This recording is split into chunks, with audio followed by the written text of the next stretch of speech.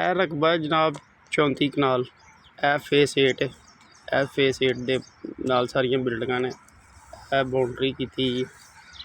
Boundary ਤੋਂ ਬਾਅਦ ਇਹ ਸੜਕ ਰੁਕੀ ਇੱਥੋਂ ਇਹ ਸੜਕ ਇੰਝ ਆਣ ਕੇ ਇਸ ਰਕਬੇ ਨੂੰ ਇੰਝ ਟੱਚ ਕਰਦੀ ਜੀ।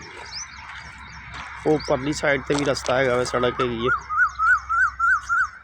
ਇਹ ਨਾਲ ਸੂਆ ਉਹਨਾਂ ਦਾ ਤੇ